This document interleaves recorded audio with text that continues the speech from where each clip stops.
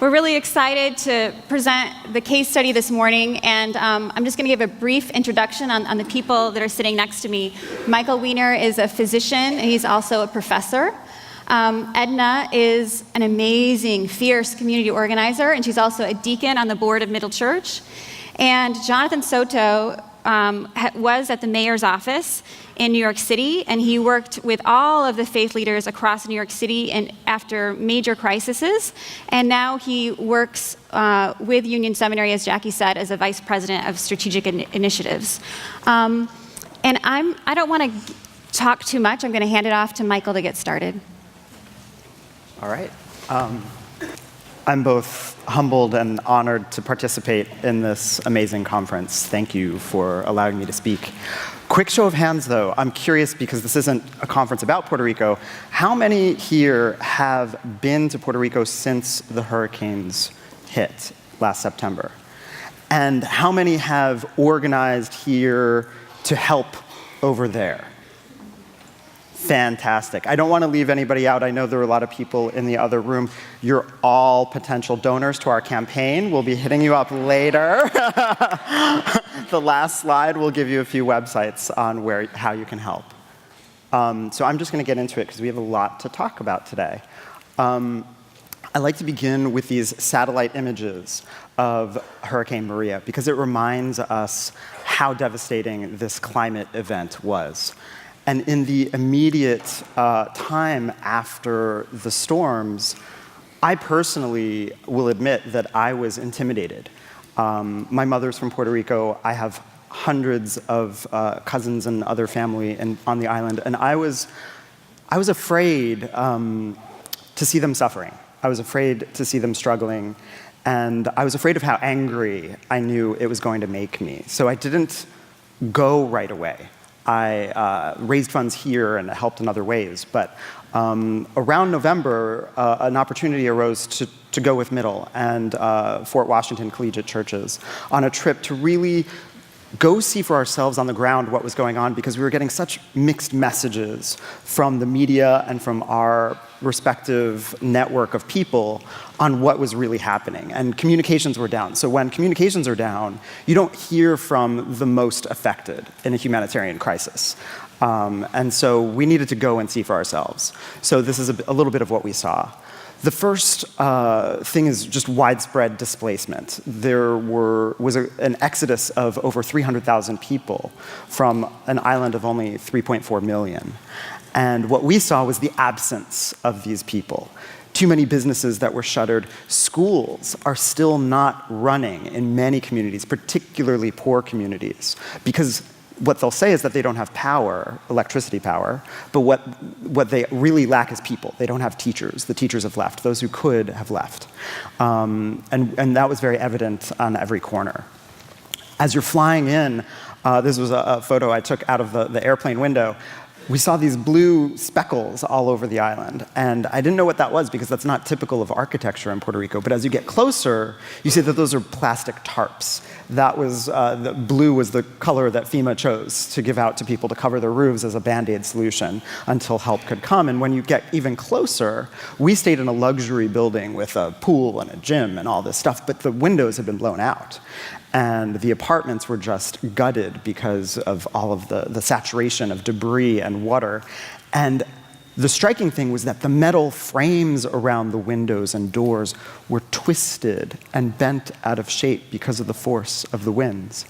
So these people can't just go out and buy a window and put it back in. Even a homeowner, a 1% around Puerto Rico, can't just go and do that. Every dwelling needs an architect, an engineer, a contractor. So the magnitude of reparation is going to be just unimaginably large and long. It's going to take a while, and people need real expertise to solve some real structural problems. And in poor communities where they use wood and sheet metal in their architecture, of course, things are worse. And the really striking thing is that people continue to live in these dwellings. Those who couldn't leave are living in these shells of houses, or they're crowding in with neighbors and family. And at the same time, you see a lot of resilience. this shows both, we've all heard about the number of trees that fell down and that took down all the electric poles. But what you don't realize is that every community cleared the roads themselves.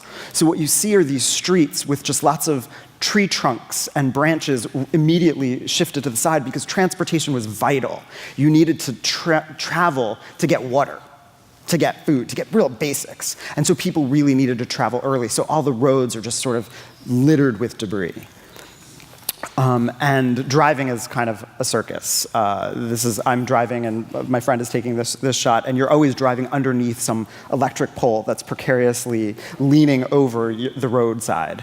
And so it's not surprising that the electric power grid went down. The satellite image above is what Puerto Rico looks like, on a normal day. That's just the population density is centered around the periphery of the island. And then afterwards, the island went dark. And even as recently as a few weeks ago, when I was last there, I drove across the entire north coast of the island to go from San Juan to Isabela. And as soon as you leave the San Juan perimeter, even today, the cities go dark at night. The power really hasn't been restored. The reports of how much electricity is being produced are wildly exaggerated because they can't measure yet who's receiving power. So what's reported is this sort of guesstimate of how much power is being produced at a power plant, but it's not getting where it needs to go. And so communities are still crippled by a lack of electricity. And all of this was happening against a backdrop of scandal. Every grassroots organization we spoke to complained that they sent supplies and they got stuck at the ports. And we saw this. That top picture is a little bit small, but the ports were just stacked with containers from ships that weren't making it where they needed to go. And then $300 million went to Whitefish, and you may not have heard that $200 million more went to an organization called Cobra, which was sort of like Whitefish. Nobody knows what happened to that money. $30 million went to a single person in Georgia who was supposed to provide food. That didn't really happen. And then amidst all of this, we passed a tax bill that most people don't know had a line item that treats Puerto Rico now as a foreign entity for tax purposes. So now any goods being imported from Puerto Rico are taxed at a 20% rate, which they didn't have before. So amidst this humanitarian crisis, the US government kind of stomped on the economy, and 37% of the economy is still manufacturing because of tax incentives that have been put in place historically to encourage manufacturing. So that you could see, relevant to our last discussion, how policy really directly impacts people and how brown versus white in this country is treated at a policy level and how that directly impacts people. So what did we do about it? You'll hear more about this organization from my colleague Edna, but we partnered initially with a grassroots organization on the ground, and I just mentioned this in case people are wondering sort of how to get involved. That was the best thing that worked for us, and they helped us just go door to door and do our own assessments. It helped us to listen, and that's what we did first. We brought some supplies, we brought water filters, we brought solar lamps, but really we went door to door listening to people's stories and what they might need in their words. Pastor Whitaker did spiritual assessments and gave out blessings as well. I did medical assessments because I'm a physician. And we returned with this incredibly complex portrait of a humanitarian crisis unfolding. And it was really intimidating at first. We didn't know what to do. And we slowly started naming the needs. We started throwing words up on a blank canvas. And it helped us sort of structure how to think about going forward. And the real asset was that what we saw was a real cultural resilience. People on the ground felt abandoned, but they also took it for granted that this was one of a series of crises over the course of history, and they would bounce back. This was sort of an inevitable assumption for many people, despite the level of psychic distress. And so when we came home, I just happened to hear a story on NPR about this grassroots organization based in New York called Resilient Power Puerto Rico. And they had gotten news attention because they had deployed this large solar generator to the hospital in Isabela, which had no power, and they kept the hospital running with sunshine, which was remarkable because Puerto Rico has a lot of sunshine, but they only have a 2% renewable energy supply at baseline. And so there's tremendous potential to shift the equation there. And Resilient Power is practicing economic justice, and they use that term, where they are teaching locals how to build solar solutions to their energy needs so that they can create a new green economy, create a source of growth, economic growth, which is desperately needed there, create a source of good jobs for the future. And it felt like it was aligned with middle values to respond to immediate recovery needs with long-term recovery philosophy. They also had really good backing from some celebrities like Lin-Manuel Miranda, who helped them bypass some of the structural barriers to assistance in Puerto Rico. So he paid, through his fundraising, for the supplies to be flown down so that you could bypass the ports. And so now the supplies are there, and we're just working on distribution still.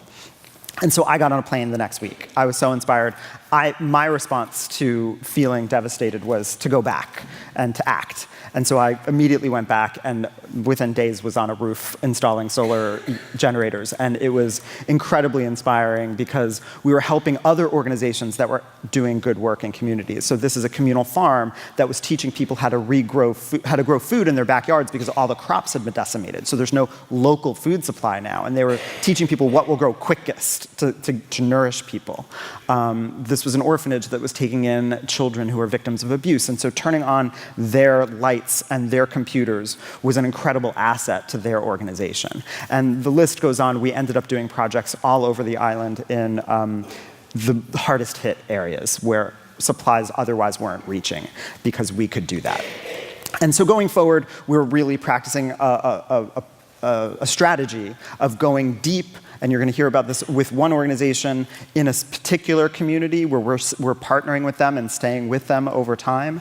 And then we're going broad across the island with Resilient Power because we think that this energy issue gives a lot of potential for economic justice going forward.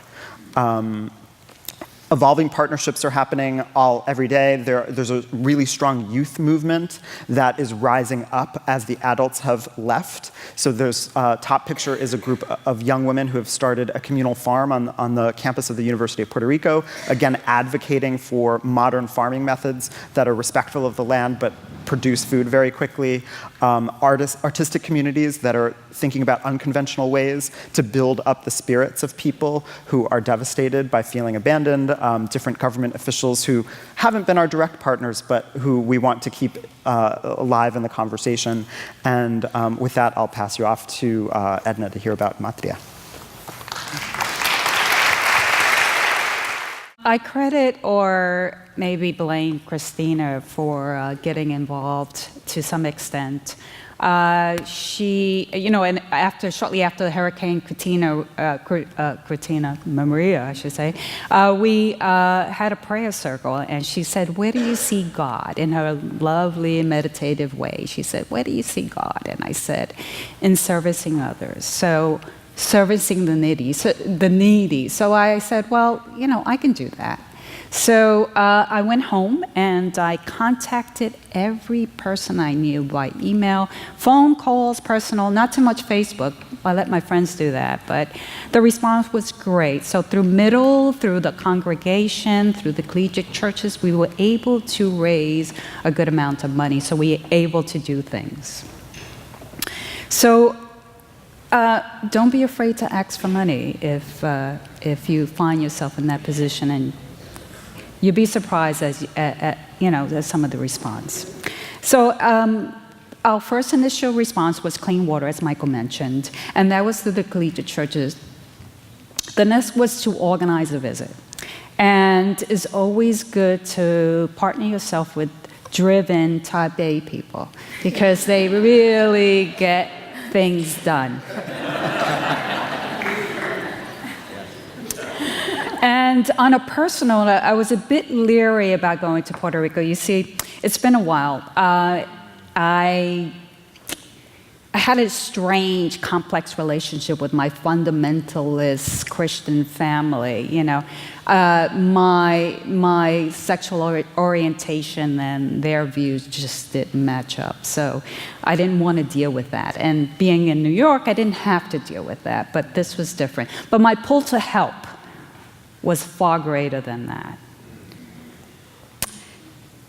So partner with trusted organization, grassroots, that we can hold accountable was one of the things that we came up with. And through the Reverend Damaris Whitaker, who continues to be with us, we met with Proyecto Matria. And Matria really targets a community in Orocovis. So if you can see there, it's right in the middle, Orocovis, the municipality of Orocovis. And in the middle, we felt it was the middle because we're in Middle Church and we're in the middle of things, so it's just very appropriate to be in the middle. So I can easily say I am a middle. So this Proyecto Matria, took us here, and this is what we saw. They were pretty badly hit in Miraflores, which is a town that's in the middle of the middle, and is also a very marginalized community. So we adopt this community. We felt with 500 people, we can do something. If we can do something at a smaller scale and adopt a community and really work with them and see them grow, perhaps that can be a model, And that's what is turning out. And through the help with Proyecto Matria, we're finding that very same thing is happening. So these are some of the people that we worked with. And as I mentioned, there are about 500, but it's mostly women and children and elderly. So we felt that if you empower women, somehow it works. Because as I believe Miguel de la Torre had mentioned yesterday, in devastation you find a way. You cross the desert, whether you're going to be alive at the end of the desert crossing or not. You're still going to cross. You're not going to stay. So these women are a little bit more about it. It's basically a descendant of slaves community. Slaves that were colonialized by Spain to do field work, so they stayed on after the colonialists left. The Spanish colonialists, we now have the American colonialists.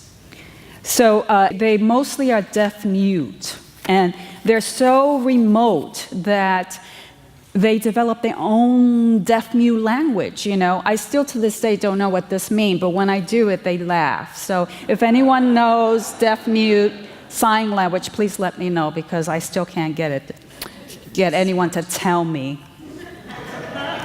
So with Proyecto Matria, they adopt a 360 degrees human rights project, and they call it Casa Solidaria, which means solidarity house.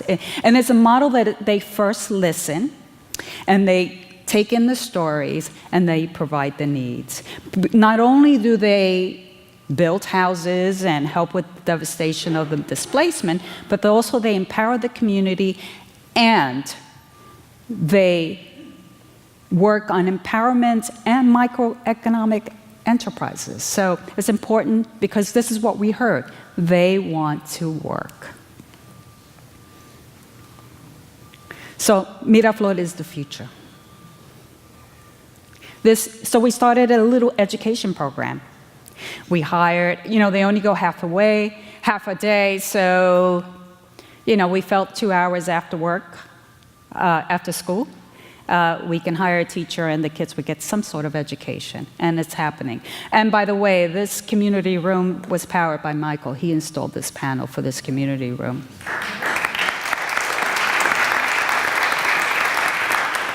Agriculture had been basically bought out by big corporations like Dole and big coffee plantations. So we're introducing micro-agriculture.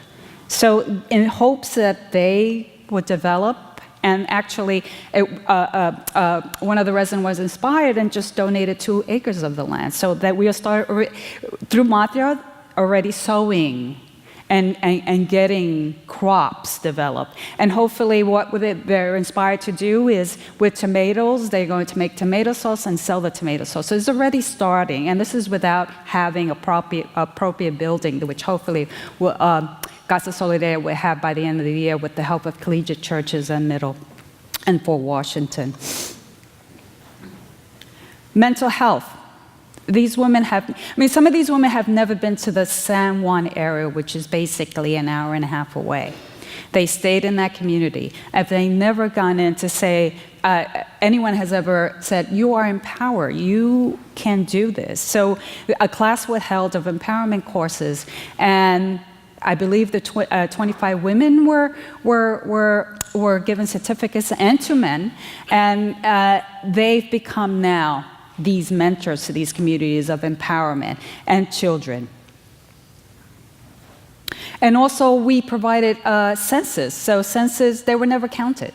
So finally, they'll be counted and put on the map. Because if you Google map Miraflores right now, you're not going to find it because it doesn't appear there. So hopefully, by having the census done, they'll be counted. So anyway, and legal advice, because as I said, these were descendants of slaves, so basically they just build their homes on the land. And this has been passed on to communities, generations upon generations, and no one has said, hey, where's the paper trail, and what does this land belong to? So FEMA never acknowledged this, so they never got any assistance for FEMA. So hopefully, with legal advice, they'll be able to unravel it and show proper ownership of the particular land. And housing, I think in the beginning of August, I'll be wearing my two-bell and heading up to Miraflores and doing some rebuilding with the youth program from Fort Washington. So we will be clearing recreational areas, because also these children's recreation areas have been demolished, so there's no basketball courts, and there's no playing fields, so we thought maybe we can help that. So if anyone's interested in wearing a two-belt, just contact me. We'll be doing that beginning of August. And basically, along the same line, when we have this building, it'll be industrialized where they're able to cook and sell their goods. So we're looking into a franchise right now of Puerto Rican empanadas. So if you have a great name for these Puerto Rican empanadas, just come contact me, because that's what we're looking at. And so basically, the people in Miraflores are changing the trajectory. They're in a mission to become more sustainable, and it is the future. And I'm thrilled to tell you their story and their journey to recovery, because it's become my journey to recovery. Just as Michael beams when he's installed the Soto lights, my heart is full when I keep hearing the progress of the people in Miraflores. Also, in these past couple of trips to Puerto Rico, I'm mending the bridge with my family. They're still fundamentalists. There's nothing I can do about that. And I'm still a lesbian, and there's nothing I can do about that. So where does it fit in revolutionary love? Revolutionary love begins with yourself. So grassroots organizations are finding a way through the cracks. But there still exists this incredible bureaucracy of internal and external political system that just stagnates the recovery. I saw this graffiti on the wall that said, "Esta democracia no la entiendo," which means, I don't understand this democracy. And that's how they feel, that's how I feel. I don't understand this democracy.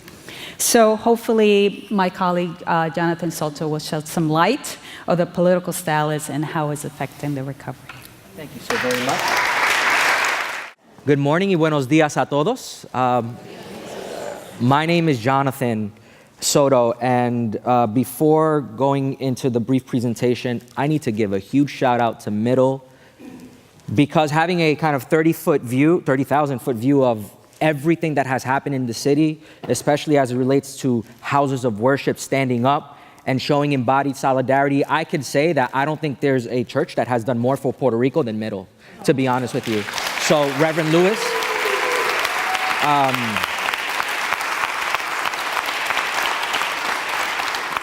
and it's important for us to do more, because the name Puerto Rico itself serves as I would say, an intended metaphor of what is happening at the kind of heart of injustice as it relates to the economic situation in Puerto Rico. Puerto Rico, translated into English, is rich ports. Rich ports. And what we are seeing is that immediately in the aftermath of the hurricane, the ports were rich with aid, but the villages, the barrios, were empty and barren.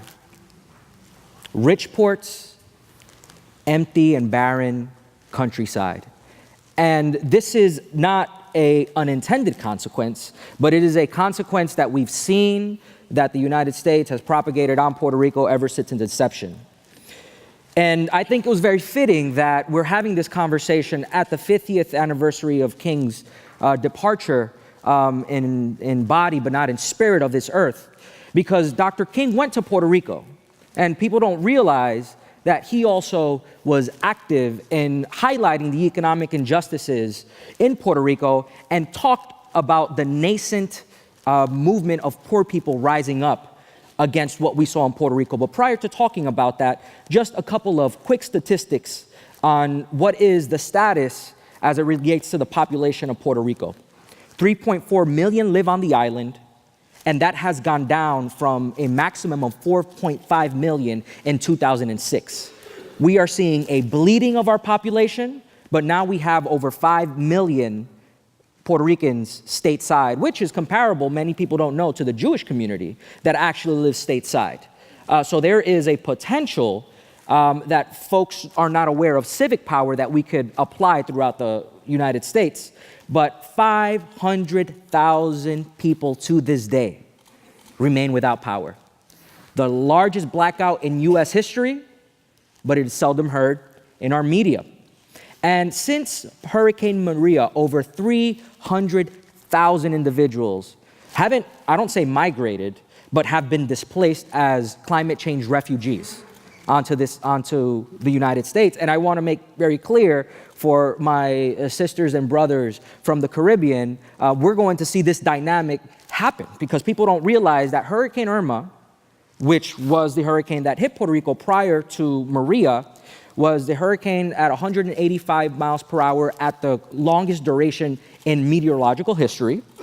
And Hurricane Maria went from a Category 1 to a Category 5 in the same day. This is going to continue happening in the Caribbean. 50,000 small to medium-sized businesses unable to reopen, which is further exacerbating the economic crisis. And 80% of the workforce is employed by those small businesses. And we're $74 billion in debt. And you may say, which is the trope or the stereotype of what we see in Puerto Rico, Puerto Ricans like to live off the dole. We receive a lot of government assistance. But in fact, what we're seeing here is what we hear and what we know that Naomi Klein talks about, the shock doctrine, happening in Puerto Rico when in 2006, a tax credit for pharmaceutical companies expired, and that's when we saw the increase of the debt rising up until this point.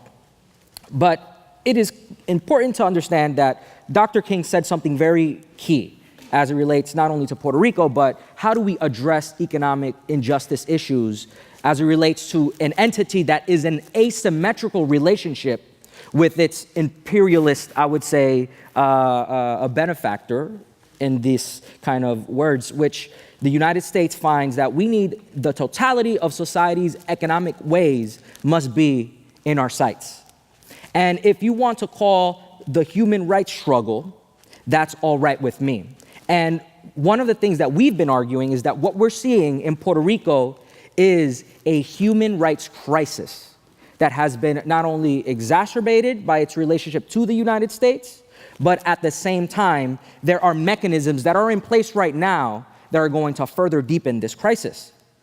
Now, there was a great report done by the Village Voice recently that made a comparison between the Promesa Board and the Fiscal Control Board that was implemented in New York City in 1975.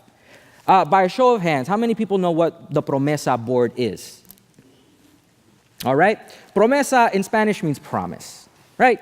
So Promesa is just another term for a fiscal control board, which is undemocratically elected representatives that Congress puts in order to start promoting austerity budget policies and start cutting down public institutions and public funds, as they did in 1975 during the crisis in New York City, in order to balance the budget. And what we see now, especially in 2018, is a tale of two cities, right? We have lots of wealth in certain areas, but we have NYCHA buildings that are crumbling. We have people, over 60,000 individuals in homeless shelters. And that same fiscal control board is now called Promesa, and it is demanding the closure, as we saw yesterday, of 238 public schools in Puerto Rico. They are demanding a 10% cut on pensions across the board for every person on the island. And this undemocratic elected board only responds to Congress. Congress also oversaw FEMA, which, as we saw, paid $141 million in individual assistance aid to Texans, but only $6 million in the same period to Puerto Rico. I think that shows the gravity of this situation. Now, what light may exist at the end of the tunnel? And I had the opportunity when I was at the mayor's office to be one of the first responders in Puerto Rico, and we were embedded across different agencies. A couple of folks were with FEMA, a couple of folks with different municipalities, a couple of folks with Governor Rosselló. I had the privilege of being with my hero, my shiro, Carmen Yulín Cruz, the mayor of San Juan. Les, big up. As you see here, we responded with our folks from emergency management, our council speaker at the time, Melissa Mark Viverito. And what I saw is this concept that I've been thinking about is how do we reduce civic distance? How do we hold our government institutions accountable, especially in this age where we have a federal government running amok, and in Puerto Rico specifically, a central government that unfortunately wasn't prepared or responding. And what we saw is that San Juan was able to engage closely with us. They were able to address a lot of the gaps that were falling in collaboration with us. And there are 78 municipalities, a lot of municipalities across Puerto Rico. One of the visits that we had was also with the mayor of Caguas. And this is a report, which obviously you can't see, but I wanted to show you the paper. This shows the extent of the damage that this small town had faced, where over 45% of their roofs were destroyed, over 30% of homes were entirely annihilated, and this government that only had 5 kind of employees on their outreach strap were able to survey over 4,000 residents within 10 days without having power, without having water. And what this shows is that the city of New York did a city-to-city agreement directly with one municipality. And one of the things that I would like to advocate for is for local governments here in the United States that have large Puerto Rico populations to think about how not to adopt municipalities, but how to engage in a relationship of embodied solidarity with them. A lot of individuals here are losing their homes. FEMA is housing folks here because of the TSA program, which is the hotel program where individuals are there. But FEMA is cutting off these resources for many families, and there is no coordination between the local governments here and the local governments that are taking care of the home repairs in Puerto Rico. So we need to start thinking about how local governments can continue to address this issue of folks that are being displaced here that may want to return, but don't have the mechanisms to do so because there's no collaboration between governments. Another thing is that we need to advocate for economic justice at the federal level. This was a protest recently done when Promesa, which is the board that is literally meeting, not in Puerto Rico, but you know where they meet? They meet right there in Wall Street. An undemocratically elected group of folks are meeting in Wall Street, and what happens is that these individuals are not being responsive to the needs of the Puerto Rican people. Middle Collegiate, also with Fort Washington Collegiate, we went over to DC to advocate for a fair and just recovery. And what also we're seeing here is that over 200 families are finding themselves kicked out in New York City into the street. On April 20th, This is a mother right over here with 4 children. April 20th, over 200 individuals are going to be kicked out into the street in New York City, and the city of New York is not doing enough to support those individuals, which is part of the reason why I left, and now I'm at Union. So how do we begin to think about our advocacy at the federal level against the undemocratically elected Promesa Board, fighting for a fair and just recovery, and also ensuring that local governments are responsive to the people? These are 3 quick ways that you could support Puerto Rico, as mentioned by our fellow panelists. Middle Collegiate Church, click on that link and donate. Matria, as mentioned by Edna, please support them. And then Resilient Power Puerto Rico, which is addressing the energy crisis. Thank you so much for your embodied solidarity with Puerto Rico. And we thank you for providing this platform to talk about these key issues. Thank you.